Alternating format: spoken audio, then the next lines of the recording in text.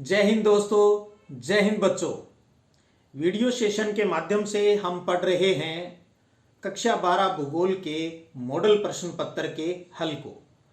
और अब तक हम 18 प्रश्न हैं वो सोल्व कर चुके हैं। भी बोर्ड परीक्षा में उनका आंसर किस प्रकार लिखना चाहिए। अंतिम प्रश्न था अपना, भारत में जनसंख्या वृद्धि को नियंत्रित करने के 3 उपाय सुझाइए। 18वां प्रश्न था। और क्योंकि खंड 6 चल रहा है उसमें प्रत्येक प्रश्न के अंदर एक अथवा भी है, तो आज हम 18वां प्रश्न के अथवा वाला जो प्रश्न है उसको हल कर रहे हैं। और प्रश्न क्या है सुनिएगा, भारत में साक्षरता दर बढ़ाने के लिए कोई 3 सुझाव दीजिए। Give any 3 suggestion to increase literacy rate in India. और सबसे पहले तो बात ये करें भी ये जो प्रश्न है वो किस पाठ से लिया गया है। आपको बताना चाहूंगा ये प्रश्न आपकी पाठ्य पुस्तक के 14वें पाठ से लिया गया है।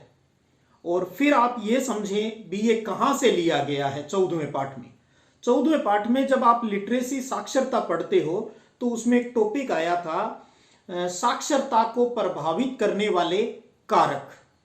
ये प्रश्न वहां से लिया गया है। अब वो 2 तरीके से पूछा जा सकता है भी लिटरेसी रेट को कौन कौन से फैक्टर है वो प्रभाव है वो डालते हैं। अब इस प्रश्न को ऐसे नहीं पूछकर उसने ये कह दिया भी आप ये बताओ भी भारत में साक्षरता दर बढ़ाने के लिए आप क्या सुझाव देंगे। तो सीधी सी बात है, जो चीज साक्षरता को प्रभावित करती है हम उन्हीं बातों को सुझाव के रूप में प्रस्तुत है वो करेंगे। तो समझ गए होंगे भी प्रश्न इस प्रकार से भी पूछा जा सकता है। तो 18वां प्रश्न है, पहले वही प्रश्न संख्या 18 अथवा वाला कर रहे हैं। उत्तर लगा के आप पहले इस प्रश्न की हेडिंग, प्रश्न की सहायता से हेडिंग बनाएंगे, भारत में साक्षरता दर बढ़ाने के लिए 3 सुझाव। एक एक नंबर के हैं, तीनों को हम पॉइंट बनाकर अच्छे से एक्सप्लेन कर देंगे। भाषा आप भी अपनी तरफ से इसमें है वो ऐड कर सकते हो और इजी बना सकते हो, या इसके अलावा और भी जो प्रभावित करने वाले कारक है आप उनमें से किसी का एक्सप्लेन है वो यहां कर सकते हो।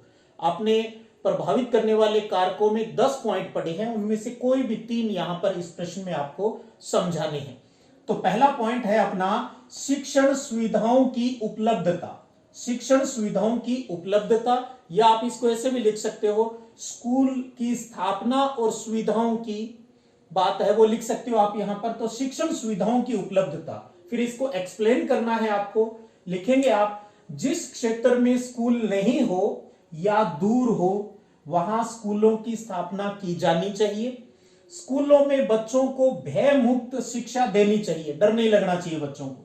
स्कूलों में पेयजल व शौचालय की अच्छी व्यवस्था होनी चाहिए। बालिका शिक्षा को बढ़ावा देना चाहिए और शिक्षा के प्रति लोगों में जागरूकता है वो लानी चाहिए। तो इस प्रकार की बातें आप इस पॉइंट में लिख सकते हो। दूसरा बिंदु है अपना इसके अंदर यातायात व संचार साधनों का विकास। इसमें आप लिखोगे जिन क्षेत्रों में दूर दूर तक स्कूल नहीं है वहां के बच्चे स्कूल तक जा नहीं पाते हैं। ये दूरी तभी खत्म हो सकती है जब यातायात व संचार के साधनों का अच्छे से विकास होगा। इनके विकास से, इनके मतलब यातायात और संचार के साधन, इनके विकास से स्कूल दूर भी होगा तो भी बच्चे आसानी से जा सकते हैं और पढ़ सकते हैं। ये दूसरे पॉइंट का वर्णन हो गया।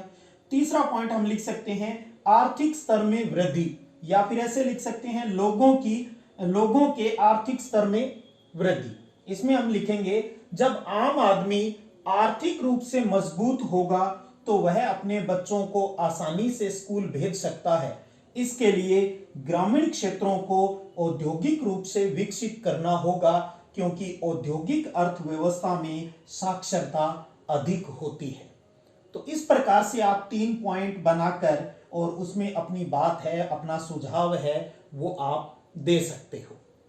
चलिए अब आगे बात करते हैं 19वें प्रश्न पर।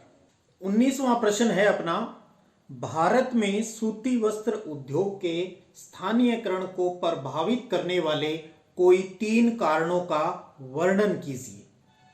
और ये प्रश्न है वो आपके 19वें पाठ से लिया गया है, सूती वस्त्र उद्योग वाले टॉपिक में, जिसमें प्रभावित करने वाले कारणों का नाम दिया हुआ है, लेकिन यहां पर आपको नाम लिखकर उनका वर्णन करना है। फिर बात ये आती है तो वर्णन कैसे करेंगे। वर्णन के लिए आप याद है द्वितीयक व्यवसाय वाला अध्याय आप पढ़ चुके हो, 9वां चैप्टर, जिसमें टॉपिक था उद्योगों की अवस्थिति को प्रभावित करने वाले कारक। तो जो लिखने की जो शैली है, वर्णन है, वो आप वहां से उसकी सहायता से है वो कर सकते हो।